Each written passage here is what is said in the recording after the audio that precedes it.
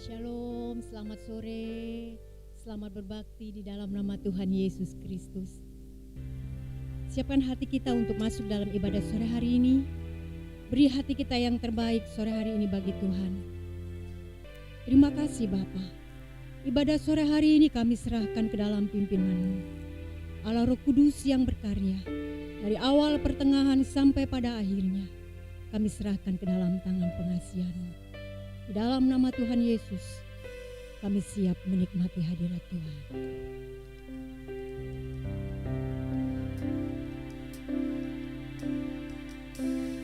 Sungguh besar setiamu, nyata di sepanjang hidup.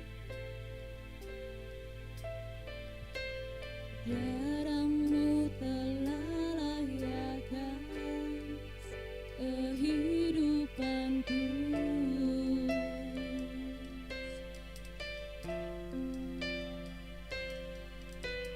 Tiada kata yang bisa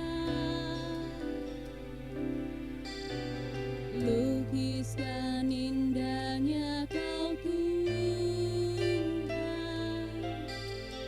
Bagimu segala pujian dan kemuliaan.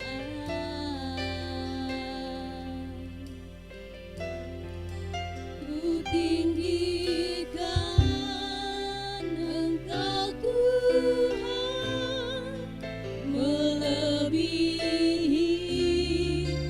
segalanya, lebih dalam ku menyembah, dalam roh dan kebenaran selamanya. Perlahan-lahan Bapak Ibu Saudara saya jemput bagi berdiri, kita naikkan pujian. Sungguh besar setiamu, nyata di sepanjang hidup kami ya Tuhan. Nyata di sepanjang hidupku. Tiada-Mu telah layakan kehidupanku. Tiada kata yang bisa lukiskan indahnya Kau Tuhan. Tiada kata yang bisa lukiskan indahnya Kau Tuhan. Bagimu segala pujian dan kemuliaan. Ku tinggikan Engkau, ku tinggikan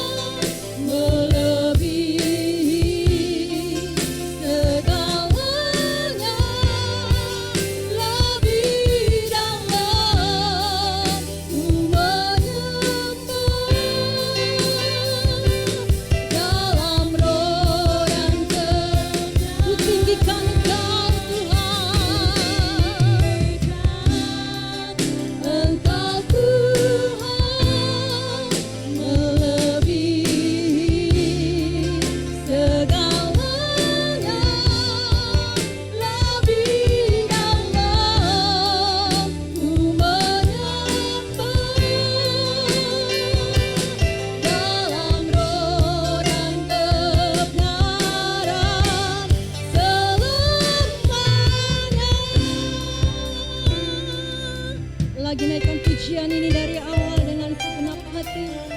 Sungguh besar setiamu, nyata sepanjang hidup kami Tuhan. Amin, terima kasih ya Tuhan. Darah-Mu telah layakkan kehidupanku. Tiada kata yang bisa melukiskan indahnya Kau Tuhan. Tiada kata yang bisa melukiskan indahnya Kau Tuhan. Bagi-Mu segala pujian dan kemuliaan. Mari dengan segenap hati naikkan pujian ini kepada Tuhan. Engkau Tuhan melebihi segalanya, lebih dalam ku menyembah dalam roh dan kebenaran. Ku tinggikan Engkau Tuhan melebihi segalanya, lebih dalam ku menyembah dalam roh dan kebenaran selamanya.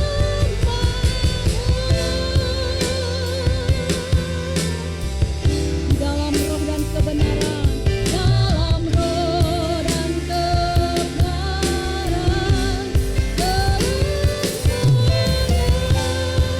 Di dalam roh dan kebenaran, dalam roh dan kebenaran selamanya. Mari dengan tulus berikan sorak-sorai tepuk tangan bagi Tuhan. Ditinggikan, layak disembah Engkau Tuhan. Naikkan syukur kepada Tuhan. Bawa hati yang terbaik bagi Dia. Dia Allah yang besar. Dia Tuhan, Raja di atas segala raja. Kasih setianya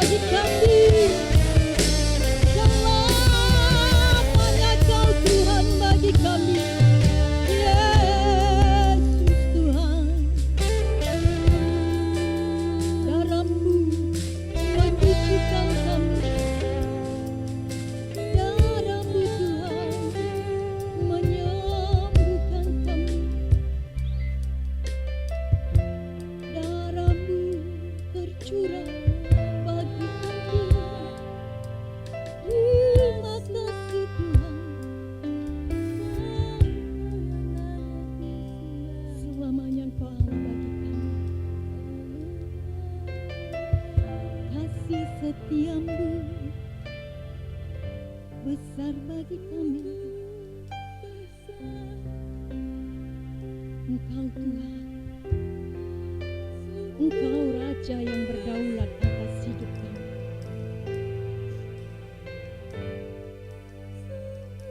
Selama-lamanya kami mau terus berpegang teguh kepadamu. Engkau Allah sumber pengharapan kami. Engkau Allah sumber kekuatan bagi kami.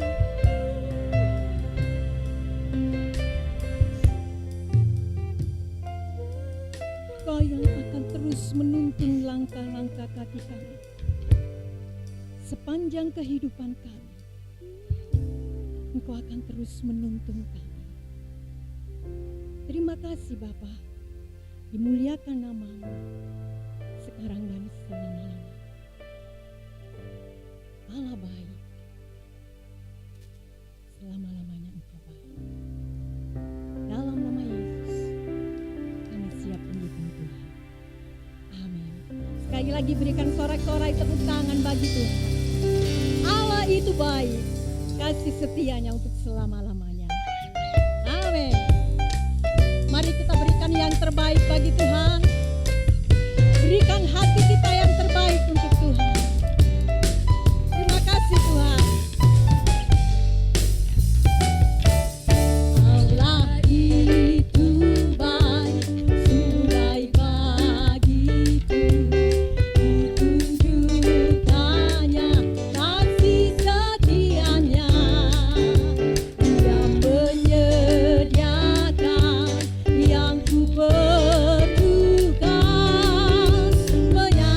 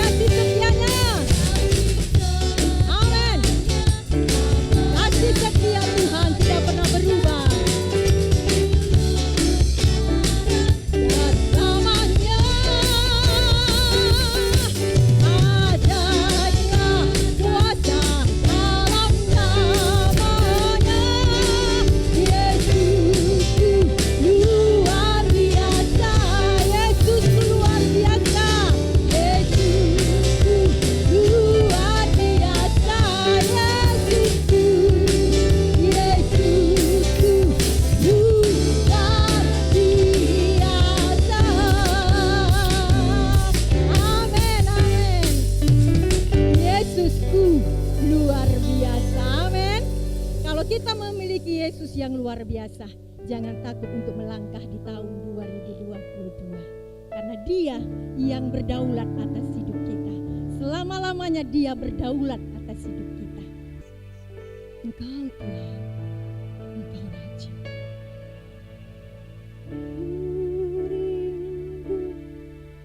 Setiap waktu hidupi kebenaran-Mu, bukan dengan kuatku, namun karena Roh-Mu. Yesuslah yang ku pegang teguh. Engkaulah Tuhan, Engkaulah Raja. Engkaulah Tuhan, Engkaulah Raja, berdaulat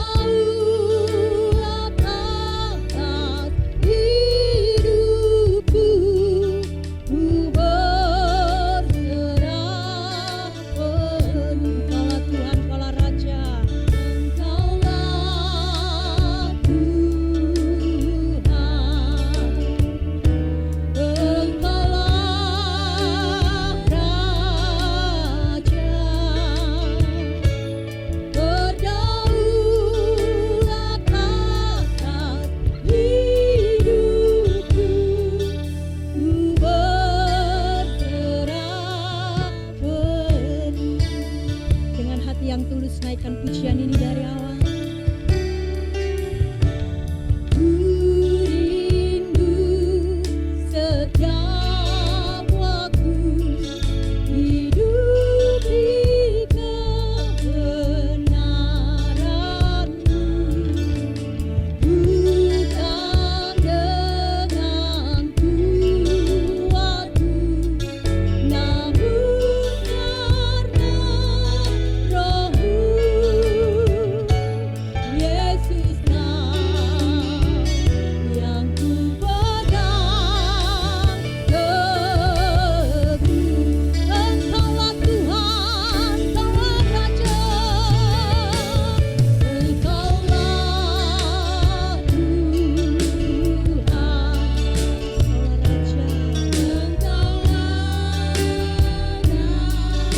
Raja. Berdaulat atas hidupku, ku berserah penuh. Engkaulah Tuhan, Engkaulah Raja. Tuhan berdasarkan kepada hamba-Nya. Engkaulah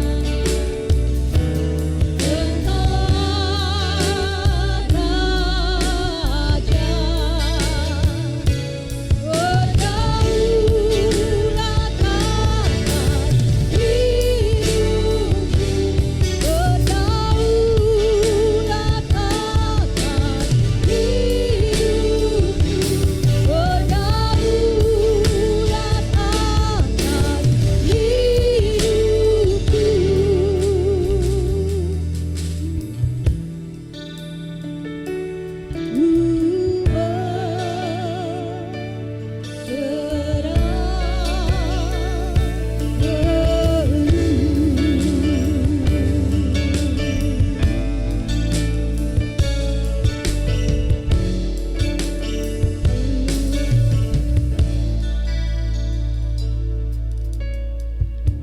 Kami mengakui kedaulatan-Mu Tuhan.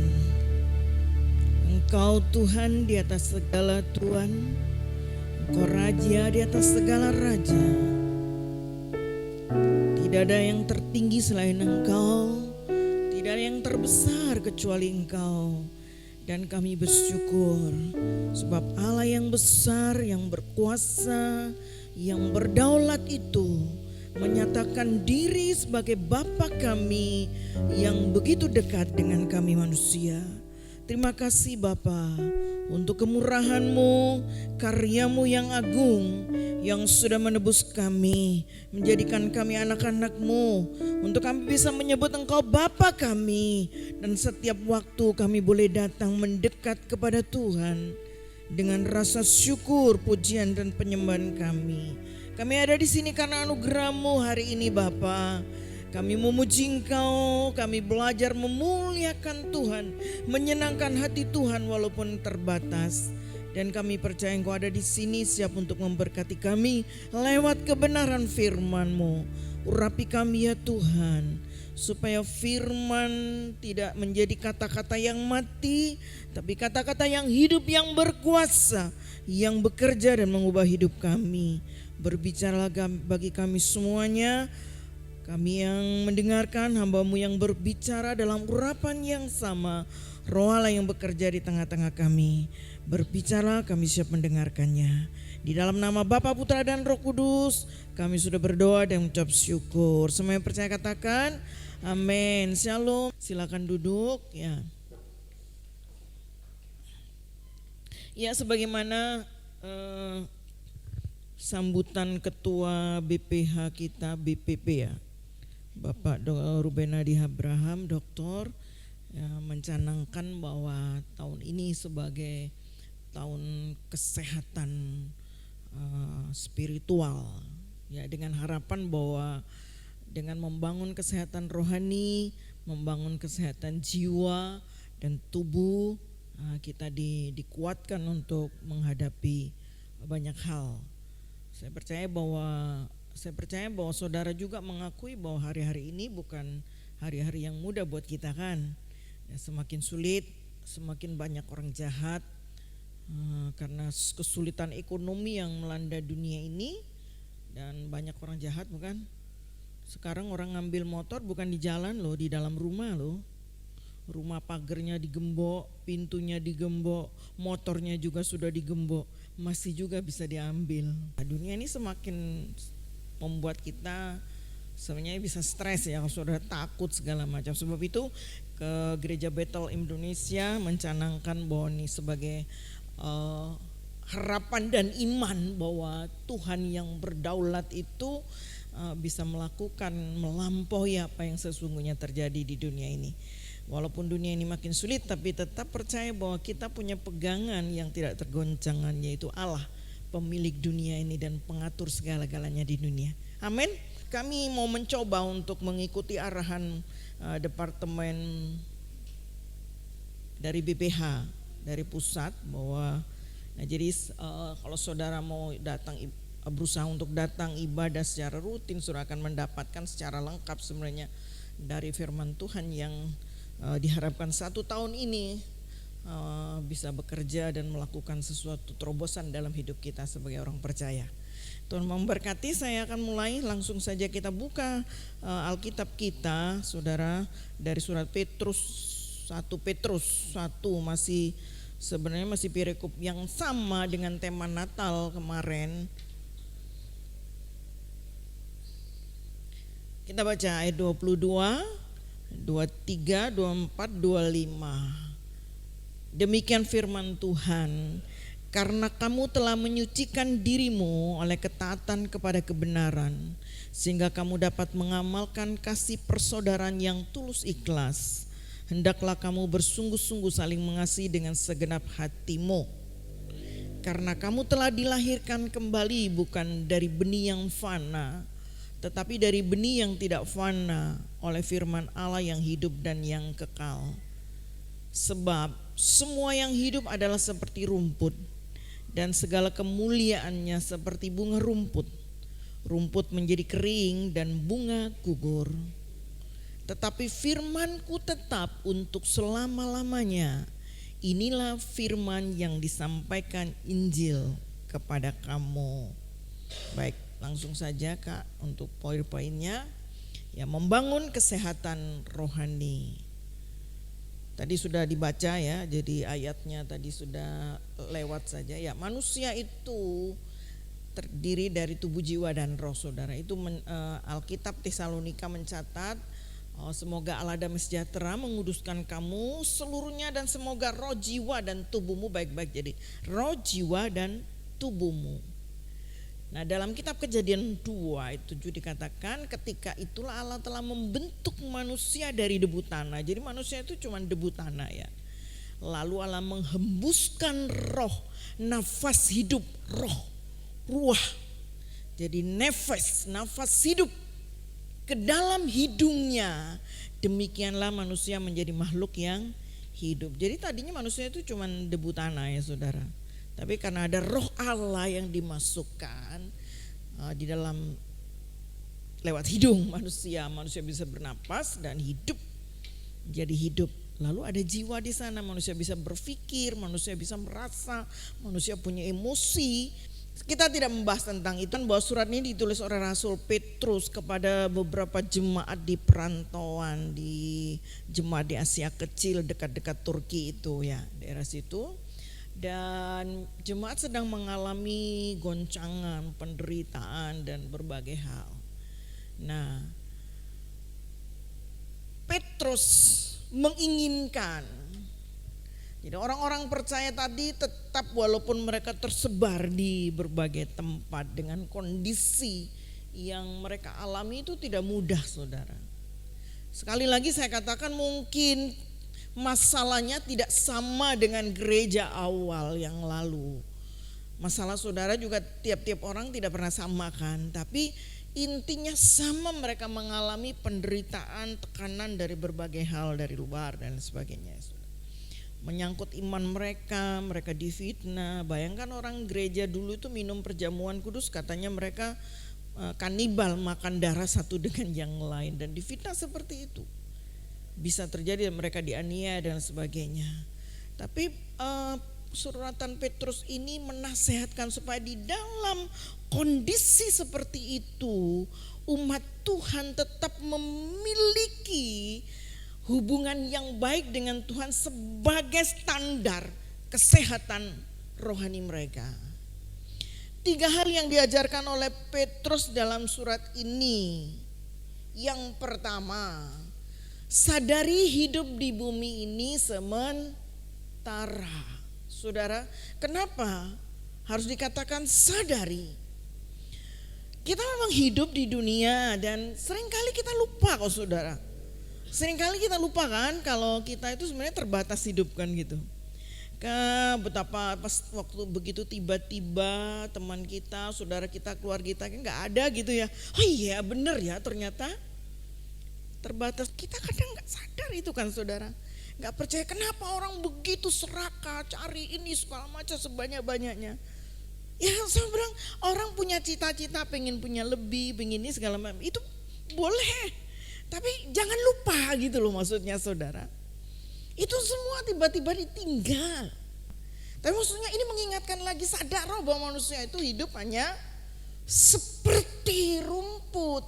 Tetapi walaupun seperti rumput, sejenak dia bilang, ayo kita melakukan sesuatu dalam hidup ini yang bisa berdampak. Saudara tahu bunga? Bunga itu walaupun sekejap mekar, tapi enggak apa adanya loh. Bunga mawar itu sediluk toh kan ya saudara, mekar hari ini. Harum ya, harum banget mawar itu saudara. Mekar sebentar besok sudah gugur. Kalau enggak harum pasti indah. Saudara ini bunga bagus, tapi saudara cari bunga rumput dan saudara bandingkan. Ya kan?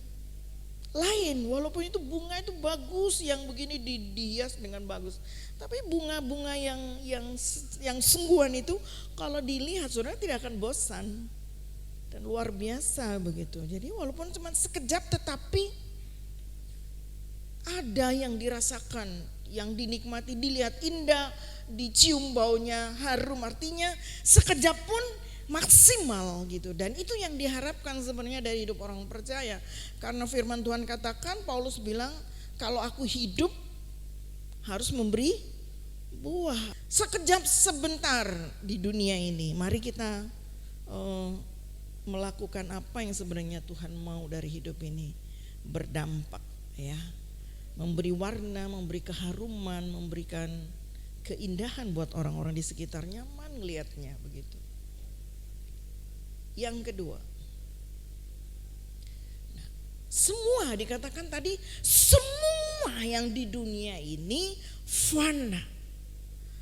Tetapi firman Tuhan itu yang kekal. Nah, karena semua fana,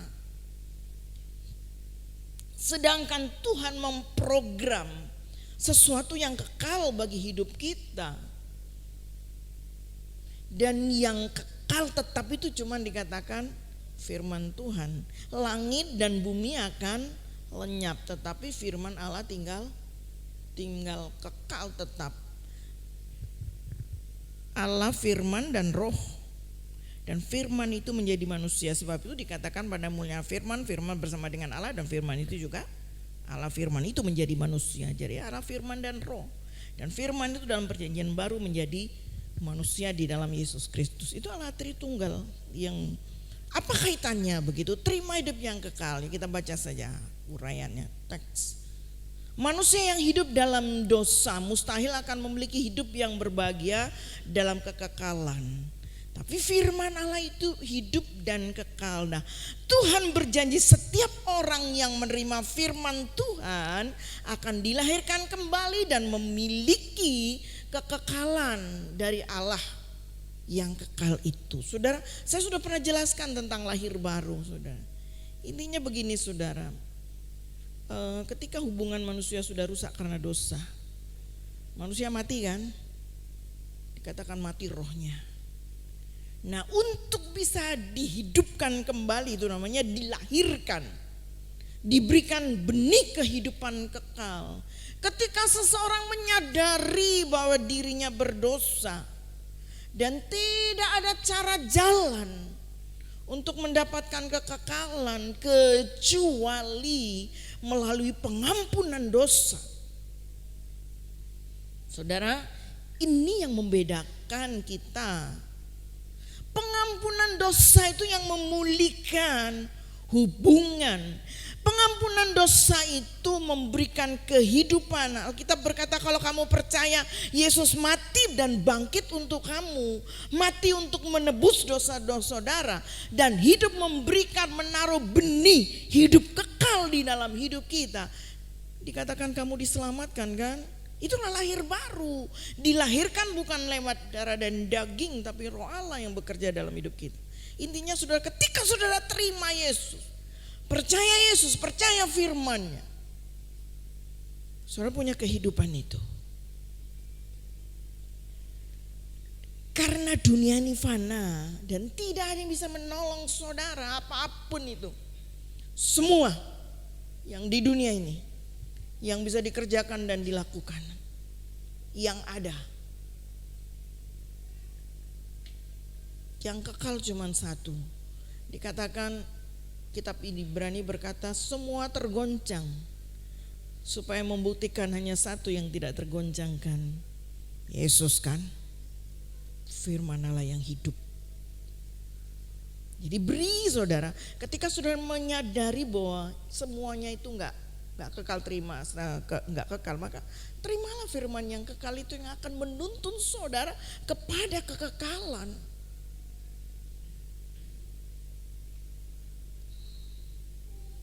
Yang ketiga, Rasul Petrus mengajak kita untuk melakukan kasih persaudaraan setelah menyadari bahwa semua di dunia ini tidak kekal, hanya Allah yang kekal, firman-Nya kekal, Kristus yang kekal.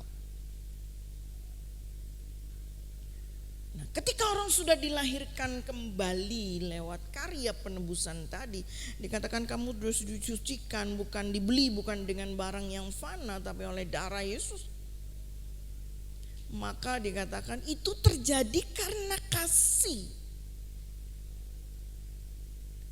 Karena itu kamu telah menyucikan dirimu oleh ketaatan kepada kebenaran sehingga kamu dapat mengamalkan kasih persaudaraan yang terus ikhlas. Hendaklah kamu bersungguh-sungguh dalam mengasihi. Yang lalu sudah dijelaskan tentang kasih di sini adalah Abah. Nah, agar memiliki rohani yang sehat kita harus mengamalkan kasih persaudaraan. Kasih yang sejati telah diberikan oleh Tuhan Yesus kepada setiap orang yang percaya. Dan ketika orang percaya itu mengalirkan kasih kepada orang lain, maka kasih Allah akan semakin sempurna dalam diri orang percaya. Saudara, kasih sejati itu yang punya itu cuman kita loh, saudara. Tadi saya kemarin kapan itu saya jelaskan kan, tapi saya agak ragu-ragu ngomong karena disitu dibuka gitu ya. Saudara, kasih kebaikan yang dikerjakan oleh orang-orang lain hampir rata-rata itu kasih yang menuntut kan, saudara.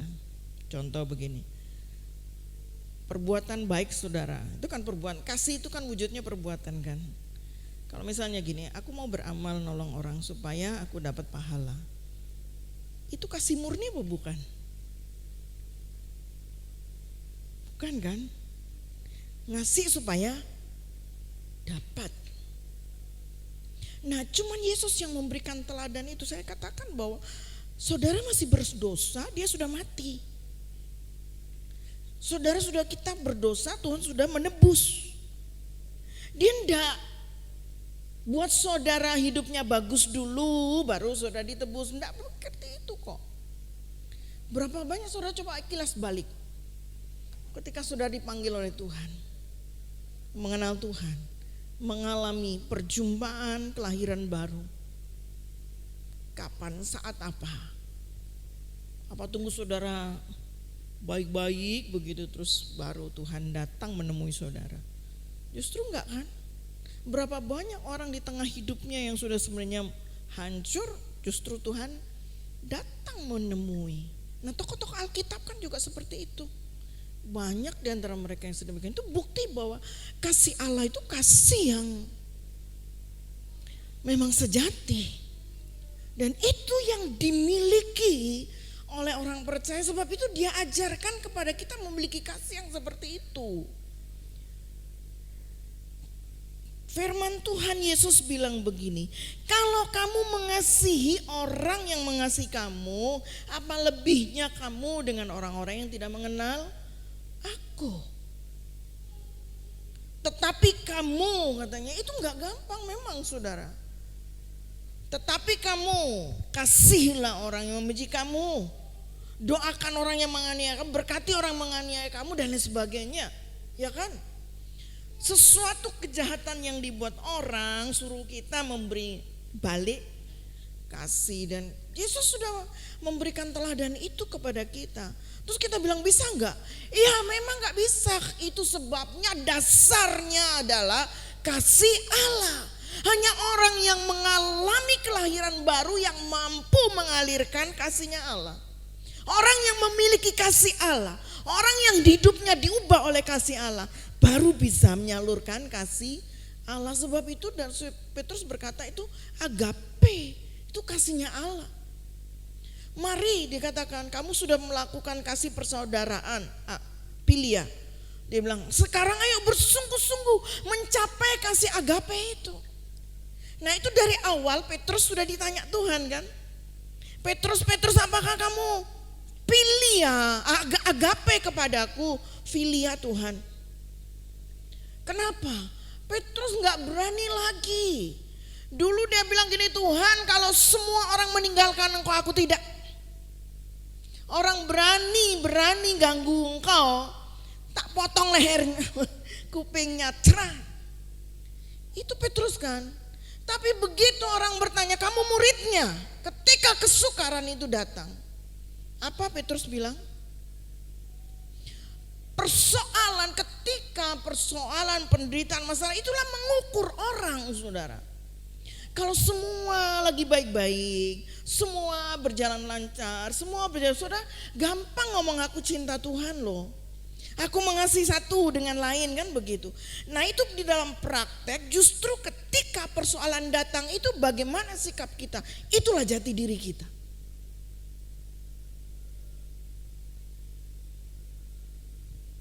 Dan Tuhan mau kasih itu bertumbuh. Petrus dulu enggak berani lagi Tuhan. Petrus yang mentang-mentang itu ya. Dia sekarang dengan rendah hati. Petrus, kamu agape enggak sama aku? Aku pilih ya Tuhan. Aku pilih ya. Filia. Yes gak apa-apa wis, gembalakan domba-dombaku kan gitu. Tuhan udah ngasih kepercayaan tidak? Tunggu Petrus sempurna. Amin. Saudara jangan nunggu jadi sempurna untuk hidup ini berdampak. Gak akan pernah jadi. Karena saudara tidak akan menjadi sempurna selama di dunia ini. Tidak akan pernah. Kenapa? Karena manusia saudara masih hidup di dalam manusia daging yang berdosa. Itu yang Paulus katakan kemah itu akan dibongkar nanti baru saudara mendapatkan kesempurnaan yang sesungguhnya.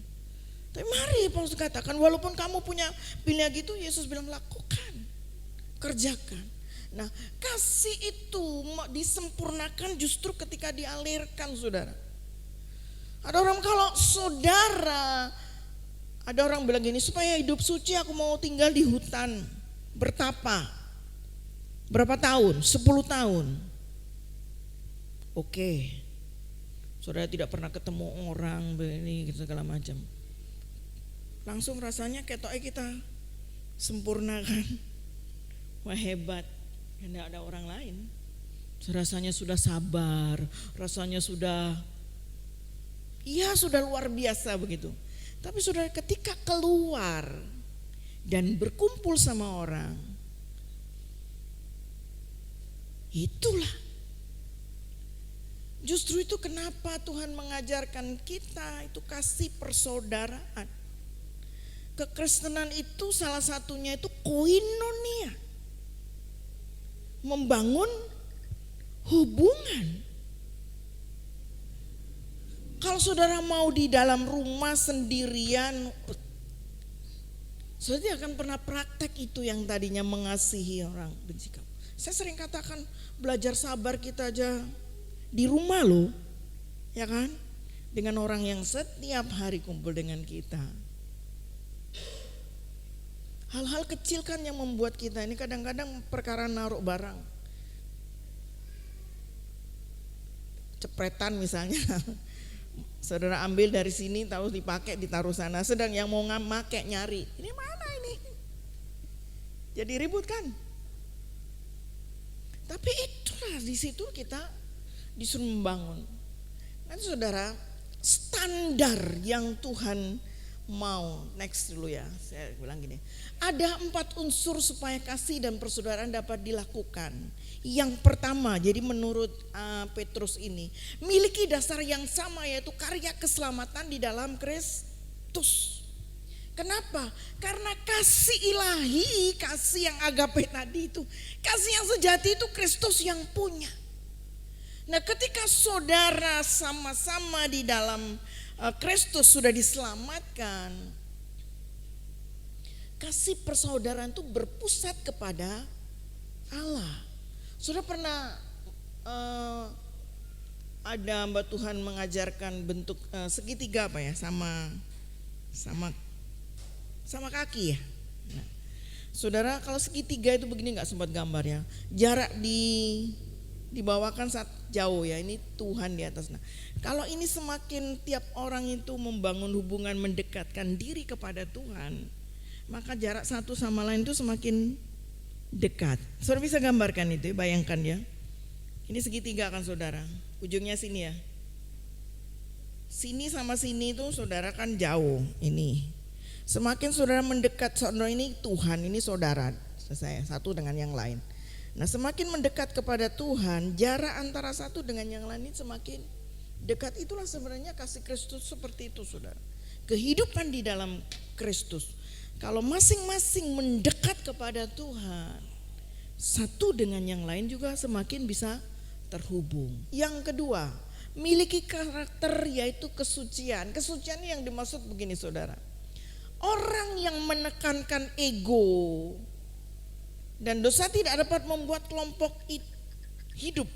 Gak bisa hidup dalam persekutuan. Kenapa? Ego itu kan orang mementingkan diri sendiri. Kalau disebut dosa misalnya cemburu, Merusak persekutuan tidak? Iri hati. Jealous ya, jealous sama aja dengan cemburu, dengan iri hati. Kalau saudara baca 1 Korintus 13, kasih itu dikatakan tidak sombong, tidak memegahkan diri. Orang memegahkan diri saja tidak bisa loh, satu saudara. Pak Gembala kan seringkali kasih ilustrasi orang pakai jubah, murid-murid Yesus pakai, Tuhan pakai ukurannya ini, pakai ukurannya Petrus tidak bisa, Yohanes tidak bisa, salah, tidak tepat. Tuhan bilang pakai ukuran siapa? Ukuran Kristus, ukuran kasih, klop semuanya. Saudara, next, memiliki tujuan, yaitu ketaatan kepada firman tadi ayat 22. Firman Tuhan menata kehidupan umatnya dengan baik dan didasarkan pada kasih yang keluar dari hati, karena Tuhan sudah mengasihi kita lebih dahulu. Tadi katakan kalau kita menata hidup, menaruh hidup masing-masing mengizinkan untuk biar firman Tuhan yang mengukur, saudara, itu akan jadi harmonis. Next, terakhir, hasil tadi sudah saya jelaskan ada. Hasilnya yaitu teguh berdiri. Ayat 23. Bila kita menjunjung tinggi firman akan mendukung hidup kita. Seringkali persaudaraan tidak tahan karena firman tidak menjadi fondasi yang di dalam kasih persaudaraan. Betul? Ya. Kalau firman yang jadi fondasi dan masing-masing tadi saya katakan, yuk masing-masing menaruh standar itu. Menempatkan, saya cocokkan hidup saya dengan firman. Mas Billy cocokkan hidup dengan firman, Mas Mikael cocokkan hidup dengan firman. Tidak cocokkan dengan orang lain, cocokkan dengan firman masing-masing. Saudara, itu bisa menyatukan. Saudara mencocokkan satu yang tidak akan pernah, karena Tuhan membuat saudara berbeda. Dari cara kita saja saudara bisa gak? Orang yang pendiam, lihat orang yang terlalu banyak ngomong kadang-kadang gak suka kan, berisik kan begitu. Tapi orang yang seneng ngomong, cerita, lihat seseorang diem, selagi kita mau menaruh, membuat ukuran orang lain tidak akan pernah bisa. Sekali lagi yuk mari kita sama-sama mencocokkan dengan firman Tuhan sebagai landasan. Penutup, tadi katakan sadari hidup di bumi ini sementara. Kesadaran itu akan menggerakkan saudara untuk mencari yang kekal. Ya kan? Karena pada akhirnya semua itu lewat, tidak ada. Kesadaran bahwa semua hal di dunia ini sementara akan mendorong saudara untuk mencari yang kekal, dan itu ada di dalam Tuhan. Ketika saudara sudah menemukan kekekalan, yuk pakai itu di dalam hidup bersama untuk saling menguatkan, membangun. Dalam kalau saudara membaca Alkitab, kata saling itu diulang-ulang. Hendaklah kamu saling menasehati, saling mendorong di dalam kasih, saling menegur, saling mengingatkan, saling, saudara. Karena praktek kasih Allah itu tidak bisa dikerjakan sendiri, minimal di dalam rumah, keluarga kecil dan keluarga lebih besar. Saudara bilang enakan aman kalau gereja muter-muter, iya benar. Tapi saudara tidak akan menemukan kehidupan sejati, kehidupan Kristen yang sesungguhnya yang diajarkan oleh Allah itu gak akan saudara bisa praktekkan. Dalam hidup seseorang, saya sudah ada satu buku tentang survei tentang gereja. Gereja yang bertahan. Yang pertama, menarik orang karena pujian penyembahan yang bagus. Oke. Satu saat pujian penyembahan yang hebat kan, di entertain, dibuat musiknya, sampai dibuat ini layarnya gelap, hanya tertentu yang bisa kelihatan, segala macam dibuat semuanya. Menurut survei, satu saat juga itu akan ada titik bosannya. Lalu survei yang berikut, firman. Ada gereja yang khotbahnya 2,5 jam loh saudara. Kan sampai di kota besar itu ada bilang gini, yuk kalau minum di gereja yang ini, yang puji-pujian banyak katanya minum. Kalau makan di gereja yang itu, yang khotbahnya 2,5 jam. Sampai ada istilah begitu saudara. Jadi yang tadi itu pujian minum katanya, ini makan tuh kayak makan rohani. Enggak, pada akhirnya dikatakan pada satu titik tertentu orang juga jenuh dengan itu semuanya. Dan setelah berbagai hal dari survei-survei itu, apa yang membuat gereja bertahan? Hubungan kasih. Kenapa? Karena ketika saudara ada masalah, ada pergumulan, ada ini, hubungan itu loh saudara, kasih yang sejati itu yang bisa menolong. Tidak ada orang yang hebat loh saudara. Ketika seseorang menjalin hubungan yang dekat kepada orang yang saudara bisa percaya dan kepadanya saudara bisa buka apa saja. Kan kalau sudah mengerti kasih Kristus, kasih yang seperti itu kan yang harus dimiliki. Jadi kalau ada teman jatuh tidak dihakimi. Orang bisa cerita, aku lagi jatuh, aku lagi seperti ini, aku butuh topangan. Saudara, seperti itulah yang sebenarnya yang disebutkan hubungan kasih persaudaraan yang punya kasih agape itu. Gereja yang seperti itu saudara akan kuat ketika saudara menghadapi ini. Ada teman, ada saudara. Orang-orang percaya yang menopang, menghibur, memberi kekuatan. Amin. Tidak ada orang yang super. Tidak ada orang Superman. Tidak ada Kristen Superman. Kita semua orang-orang yang butuh persaudaraan. Dan Alkitab dari perjanjian lama sampai perjanjian baru menuliskan itu. Dan Tuhan, berkat Tuhan turun ketika saudara bisa membangun itu dalam hubungan. GBI punya visi menuntaskan amanat agung. Dia berkata, bangunlah satu hubungan yang baik dengan teman, dengan orang. Ada waktu saudara bisa bersaksi, bersaksilah. Bisa bercerita, berceritalah, pakai segala macam media apapun. Karena keselamatan itu cuma lewat pengampunan dosa. Saudara harus tahu benar, bukan amal baik perbuatan, bukan.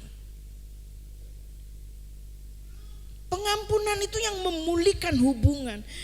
Yang rusak dalam hidup manusia itu kan hubungan manusia dengan Tuhan. Dan hubungan manusia dengan Tuhan yang rusak itu cuman bisa dipulihkan lewat pengampunan yang Tuhan sudah sediakan buat kita. Anugerah kita terima itu, bersyukur dan bagikan kepada yang lain. Saudara bisa menjadi saksi lewat kehidupan yang bagus. Satu saat pasti mereka juga akan bertanya, apa yang ada di dalammu? Apa yang berbeda? Itulah yang saudara bisa harus memperkatakan. Keselamatan lewat pengampunan dosa. Barang siapa percaya dan dibaptis akan diselamatkan. Bapak ibu saudara yang belum dibaptis, kamu gak tahu apa itu dibaptis? Datang tanya kepada hamba Tuhan. Alkitab berkata yang percaya dan dibaptis akan diselamatkan. Kalau tidak percaya ya sudah dihukum, tidak percaya tidak perlu dibaptis. Kan gitu saudara. Tapi yang percaya ya harus dibaptis. Kenapa? Baptisan itu menunjukkan kesungguhan. Komitmen bahwa saya percaya memang. Oke, kamu percaya, buktinya apa? Oke, aku mau dibaptis. Jadi yang belum dibaptis mau dijelaskan, mari sini.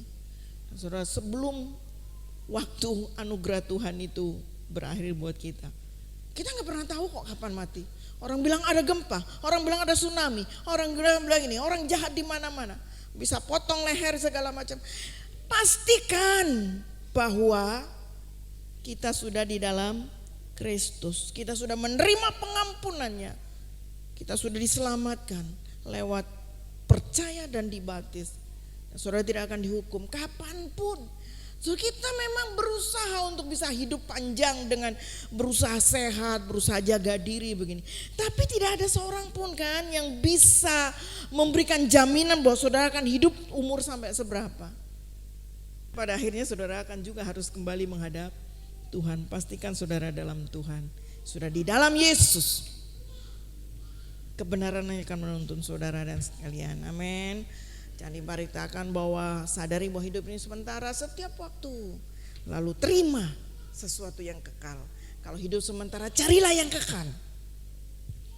Dan kita akan pelihara itu apa yang sudah didapat. Sampai katakan Paulus berkata, aku mencapai garis akhir. Mengakhiri pertandingan iman dengan baik. Dan itu saudara butuh teman saudara seiman yang lain untuk menopang. Tuhan memberkati. Kasih-Mu lebih dari mentari yang tak pernah berhenti memancarkan sinarnya. Cinta-Mu lebih dari samudra tenggelam kesetiaan-Mu Tuhan. Kasih-Mu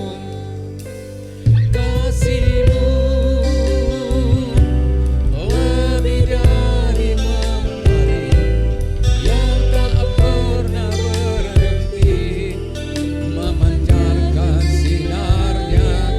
Cinta-Mu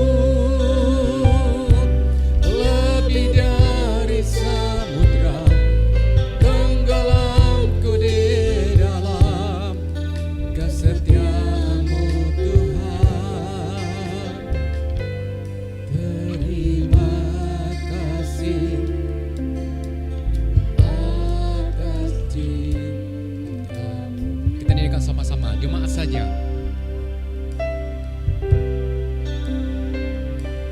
Kasih-Mu lebih dari yang tak pernah berhenti memancarkan sinarnya. Cinta-Mu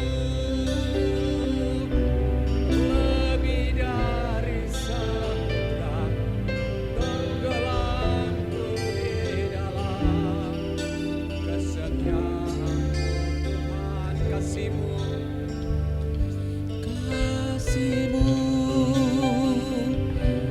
lebih dari mentari yang tak pernah berhenti memancarkan sinarnya. Cinta-Mu lebih dari samudra tenggelamku di dalam kesetiaan-Mu Tuhan. Terima kasih. Terima kasih atas cinta-Mu. Terima kasih atas cinta-Mu.